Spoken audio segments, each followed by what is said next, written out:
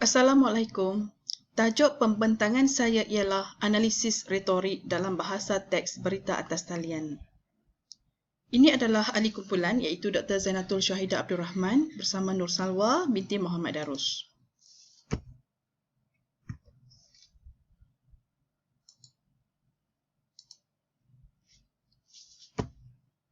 Ini adalah pengenalan.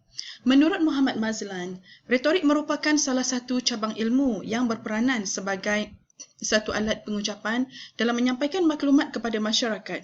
Retorik merupakan seni ataupun teknik yang digunakan oleh seseorang untuk menyampaikan bahasa dengan berkesan selain menampilkan nilai estetika yang tinggi dalam pengucapan dan penulisan. Retorik dalam penulisan. Ilmu retorik tidak hanya digunakan dalam bidang komunikasi lisan, malah digunakan secara meluas dalam komunikasi bertulis seperti penulisan ilmiah, penulisan karya kreatif, teks ucapan, kertas kerja dan penulisan berita. Menurut Muhammad Mazlan lagi, retorik merupakan teknik penggunaan bahasa yang berkesan dalam pengucapan dan penulisan yang mana membantu penulis mahupun pengucap berkomunikasi dengan baik dengan audiens. Bahasa penulisan akhbar pula, menurut Azwan, mengatakan retorik kewartawanan merupakan cabang linguistik yang berkait rapat dengan kajian laras bahasa kerana ia bukan sahaja berperanan menulis akhbar, namun keberkesanan penyampaian maklumat itu bergantung kepada gaya penyampaiannya. Dan Hazrin bersetuju mengatakan bahawa penggunaan perkataan dan pembinaan ayat dalam penulisan sesebuah akhbar akan menentukan sejauh manakah kelancaran kandungan akhbar tersebut dalam menyampaikan maklumat dengan baik. Okey, ini adalah penyataan kepada masalah menurut Zuhairi, mengatakan bahawa corak penulisan memainkan peranan yang penting dalam meletakkan peranan penulis dalam sesuatu posisi semasa menulis berita. Yang antara permasalahan yang kerap berlaku dalam penulisan akhbar iaitu penggunaan kata dan pembinaan ayat yang tidak gramatis sehingga menyebabkan pembaca mengalami kekeliruan ketika membaca akhbar tersebut. Hazrin pula mengatakan bahawa penggunaan bahasa tidak tepat dan standard akan menjejaskan kualiti akhbar itu sendiri, selain meninggalkan perspektif kurang baik terhadap para wartawan yang mendapati bahawa penulisan akhbar juga tidak memenuhi kehendak rumus tata bahasa Melayu berpunca daripada kesalahan berbahasa dalam penulisan akhbar yang dihasilkan. Kajian tentang penggunaan bahasa dalam penulisan kewartawanan khususnya dalam pembentukan kata dan pembinaan ayat masih lagi mempunyai kelompongan dari segi penganalisisan data yang terlalu umum dan memerlukan penelitian yang mendalam. Ini adalah penyataan masalah untuk kajian ini. Dan ini adalah objektif kajian. Mengenal pasti penggunaan kata sebagai salah satu unsur retorik dalam penulisan 3 teks berita akhbar, berita harian online. Iaitu yang kedua, menganalisis sama ada penggunaan kata retorik yang digunakan menepati ciri-ciri penulisan kewartawanan seperti yang disarankan oleh Waterhouse ataupun sebaliknya. Persoalan kajian ialah apakah kata retorik yang digunakan di dalam penulisan 3 teks akhbar berita harian online? Adakah kata retorik yang digunakan menepati ciri-ciri penulisan kewartawanan seperti yang disarankan oleh Waterhouse? Ini adalah kajian, sorotan kajian lepas. Menurut Hamidah, mengatakan bahawa penulis mempunyai kebebasan untuk melaporkan berita dengan menggunakan gaya bahasa dan teknik kepengarangan tersendiri. Namun, unsur bahasa yang digunakan dalam penulisan laporan tersebut juga mestilah diteliti bagi memastikan ia mematuhi hukum bahasa dan tidak hanya mementingkan kandungan yang bersifat hanya sensasi bagi menarik perhatian pembaca semata-mata. Menurut Zamimah dan Nur Aini mengatakan dalam kajian mereka yang telah meneliti dan mengidentifikasikan kesalahan bahasa, khususnya kesalahan tata bahasa yang berlaku dalam penulisan dari aspek teknikal. Penyelidikan telah merumuskan bahawa kesalahan berikut adalah disebabkan oleh ketidakpatuhan terhadap gaya penerbitan dan garis panduan penulisan yang ditetapkan. Justru itu, penggunaan unsur retorik amat penting bagi membolehkan pembaca meneroka dan menyelami mesej sebenar yang ingin disampaikan oleh penulis. Ini adalah kaedah kajian dan kerangka teori berdasarkan kajian ini akhbar berita harian online melalui analisis tekstual analisis. Baik, ini adalah pendekatan Waterhouse 1989. Pendekatan yang pertama Menggunakan kata yang khusus, bukan umum. Menggunakan kata konkret, bukan yang abstrak. Kata yang biasa, bukan kata tidak lazim. Menggunakan penyataan secara positif, ya, bukan secara nafi. Ya, elakkan penggunaan kata yang emotif dan dramatik. Ya, elakkan penggunaan perkataan yang berangkai untuk menyatakan sesuatu maksud yang mudah.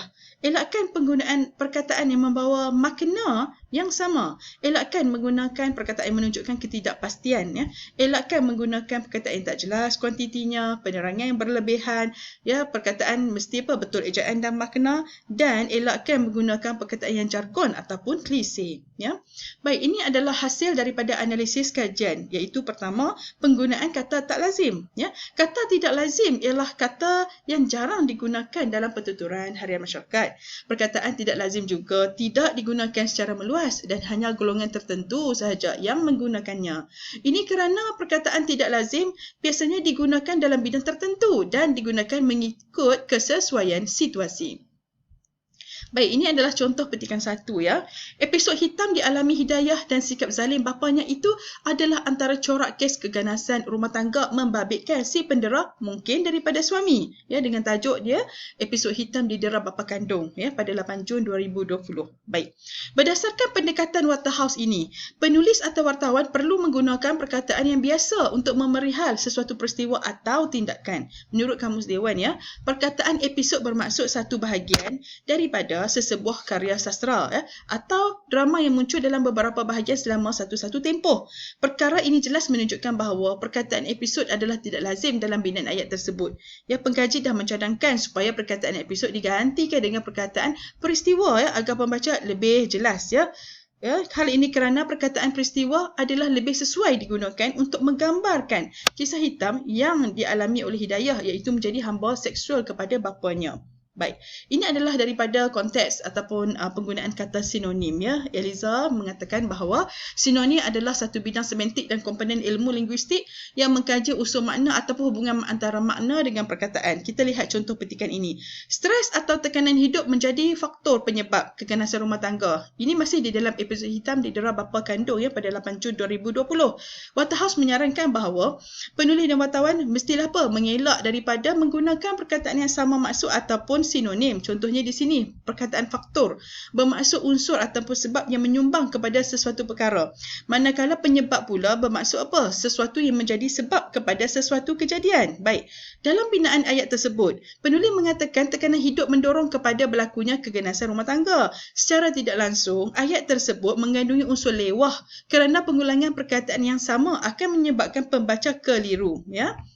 Okey, ini adalah penggunaan istilah jargon, ya. Menurut Junaini Kasdan mengatakan bahawa peristilahan merupakan bidang ilmu yang membincangkan tentang istilah ataupun term, ya, dan menentukan konsep yang digunakan dalam sesuatu bidang, ya. Menurut Kamus Dewan lagi, jargon bermaksud bahasa khusus yang digunakan dalam bidang tertentu. Kita lihat contoh petikan 1. Hydroquinone yang digunakan dalam krim pemutih akan menyebabkan kemerahan pada kulit, ketidakselesaan perubahan warna kulit dan kulit menjadi hypersensitif, yang ditulis oleh Hazirul Ahmad pada 26 September 2020.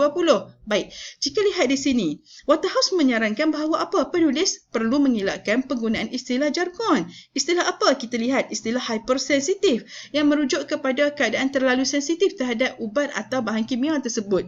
Istilah hypersensitif merupakan istilah yang mengalami proses penyesuaian ejaan imbuhan awalan asing, iaitu bahasa Inggeris ke bahasa Melayu, ya. Imbuhan awalan asing tersebut ialah hyper, ya, dan telah disesuaikan dengan bahasa Melayu hyper, di mana bermaksud terlampau.